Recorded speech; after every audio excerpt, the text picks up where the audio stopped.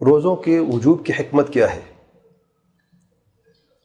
اس کے جواب میں شیخ صاحب فرماتے ہیں، ارشاد باری تعالیٰ ہے، یا ایھا الذین آمنوا کتب علیکم الصیام کما کتب علی الذین من قبلکم لعلکم تتقون۔ شیخ صاحب فرماتے ہیں اس سے ہمیں روزوں کے وجوب کی حکمت کی معرفت ہوتی ہے کہ روزوں کی وجوب کی معرفت ہے التقوی والتعبد للہ سبحانہ وتعالی، تقوی ہے اور اللہ تعالیٰ کی عبادت ہے، اور تقوی سے مراد ہے ترک المحارم، محرمات سے اجتناب۔ اور جب اطلاق کیا جائے تقوی کا تو اس میں دونوں یہ شامل ہو جاتی ہے، فعل المأمور و ترک المحظور، واجبات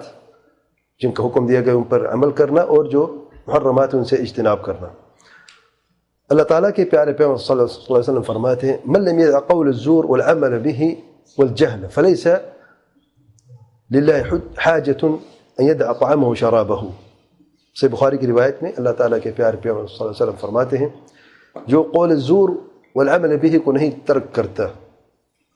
جھوٹی بات جھوٹی گواہی کو نہیں چھوڑتا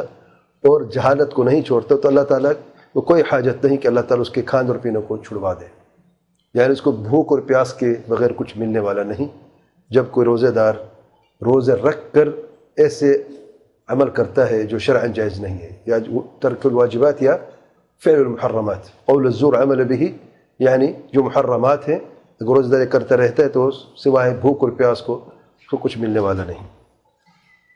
وہ شیخ صاحب فرماتے ہیں کہ روزہ دار پر تاکید ہو جاتی ہے کہ وہ جو بھی واجبات ہیں ان کو بجا لائے، اور جو بھی محرمات ہیں اقوال و افعال میں سے ان سے اجتناب کرے، غیبت نہ کرے، جھوٹ نہ بولے، چغل خوری نہ کرے، حرام خرید و فروخت سے اجتناب کرے،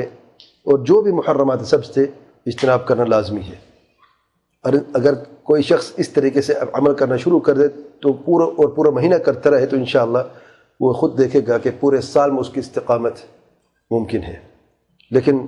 بڑے افسوس کے ساتھ شیخ صاحب یہ فرماتے ہیں، یہ دیکھا جاتا ہے کہ بہت سارے روزے دار ایسے ہوتے ہیں جو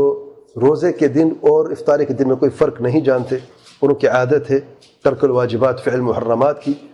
اور جو روزے کا وقار ہے اوپر نظر نہیں آتا، اور نہ ہی کوئی اس طریقے سے جو یعنی روزے دار کے لیے خصوصیات وہاں پہ نظر آتی ہیں۔ اور یہ جو چیزیں یعنی جو محرمات جن کا ذکر کیا گیا ہے، یا تو جو محرمات، اگر کوئی روزے دار کسی محرمات کسی کا ارتکاب کرتا ہے تو روزہ اس سے باطل نہیں ہوتا، لیکن اس کا اجر و ثواب میں کمی ضرور ہوتی ہے۔ اور جب کمپیئر کیا جاتا ہے یا توازن کیا جاتا ہے روزے دار کے روزے کے اجر کا اور اس محرم کے ارتکاب کے گناہ کا، تو بعض وقت دیکھا جاتا ہے کہ اس کو اجر باقی نہیں ملتا، جو گناہ ہے وہ باقی رہ جاتا ہے۔ واللہ اعلم۔